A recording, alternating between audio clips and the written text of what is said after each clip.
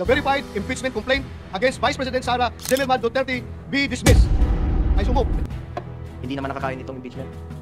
Habang pinagdidibatihan natin ang impeachment, may mga kababayang tayong hinihintay ang gamot, dagdag sahod at ng pag-asa. Since there is a motion, I think, Mr. President, and the motion is to dismiss the entire impeachment case. So this representation has no choice but to object the motion. And if In the spirit of true action, therefore, allow me to end by moving. I respectfully move that in view of its constitutional infirmities and question on the jurisdiction and authority of the 20th Congress, the verified impeachment complaint against Vice President Sara Zimmerman Duterte be dismissed. I so move, Mr. President. Mr. Presiding Officer. Senator Go is recognized for his seconding speech. Rather, Senator Judge Go is recognized for his seconding speech. Mr. Presiding Officer, I just wish to give my remarks and second the motion of Senator Judge Bato de la Rosa. I agree with the motion of Senator Judge Bato. Ang gusto nating kalabasan ng paglilitis na ito ay hustisya, hindi politika. Mararating lang natin ito kung masasagot ang mga katanungang na hindi nabibigyan ng linaw hanggang ngayon. Kung kaya't sana naman, pag-aralan natin ito ng mabuti. Tama na hindi dapat ito patagalin, pero hindi rin dapat ito madaliin. At the very least, pag-aralan natin ito ng mabuti. Baka naman maaari natin itong ibalik o i-remand muna natin. Tama naman po ang accountability. Huwag lang pong politikahin. May tamang proseso ang impeachment. Dapat pag-aralan natin ito ng mabuti. Under Article 11, Section 3 of the 1987 Constitution, a verified complaint for impeachment may be filed by any member of the House of Representatives or by any citizen upon a resolution or endorsement by any member thereof, which shall be included in the order of business within 10 days and referred to the proper committee within 3 session days thereafter.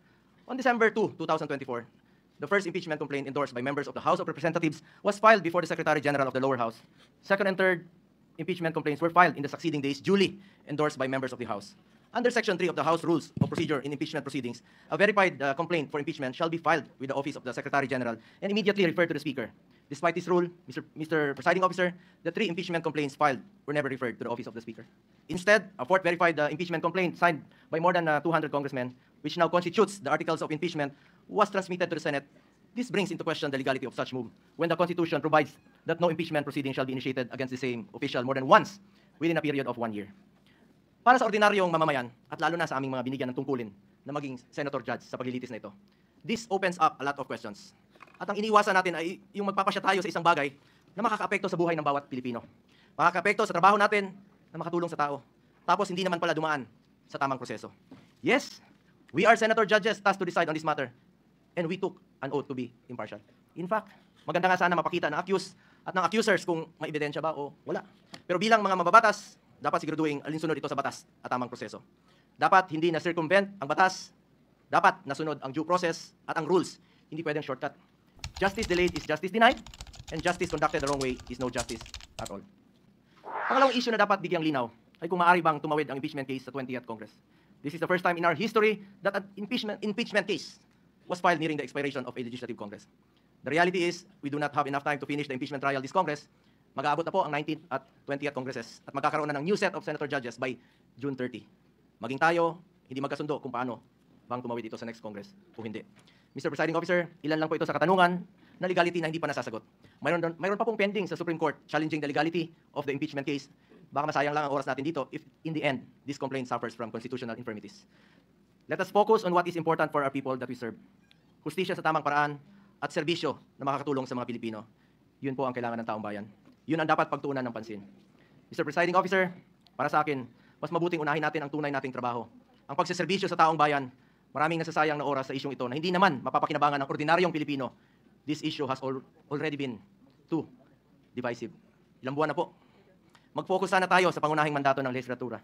Ang gumawa ng mga batas at magsulong sa mga programa na tunay na tutugon sa mga pangangailangan ng ating mga kababayan, lalong-lalo na po yung mga mahirap at walang ibang malalapitan kundi ang gobyerno.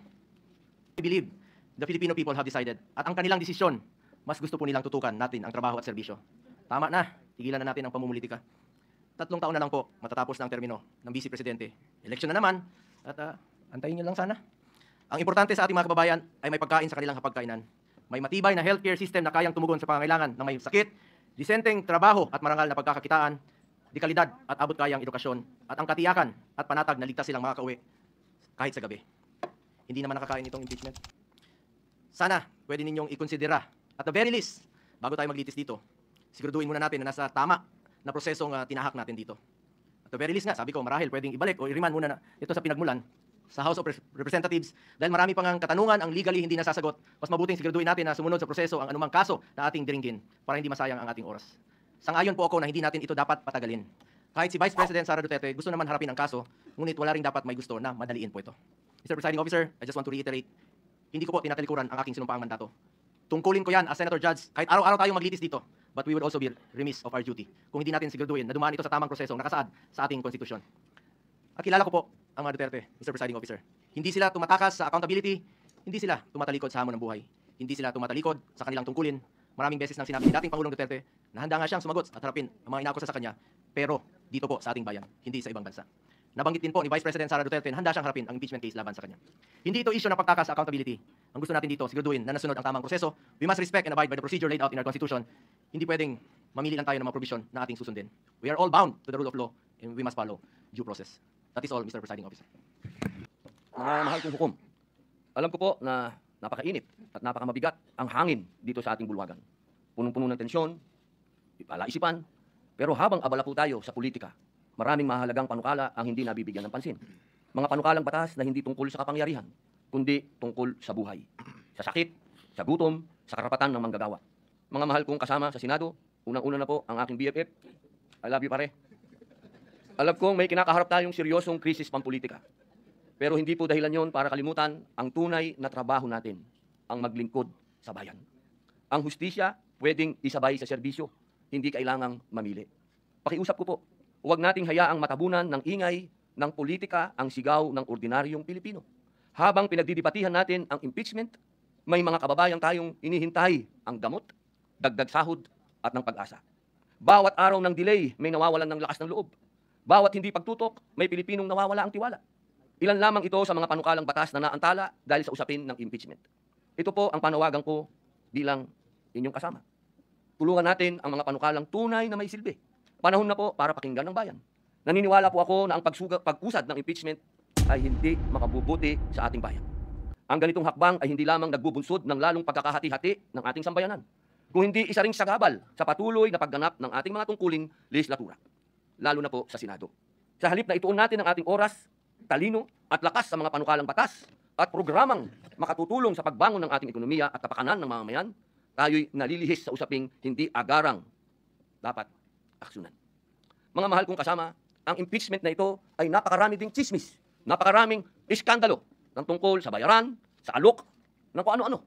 Dahil po dito, muli po, inihikayat ko ang aking mga kapwa lingkod bayan na bigyang prioridad ang pagkakaisa, katatagan ng ating institusyon at kapakanan ng sambayan ng Pilipino. Maraming salamat po. Senator, what is the pleasure of Senator Judge Pimentel?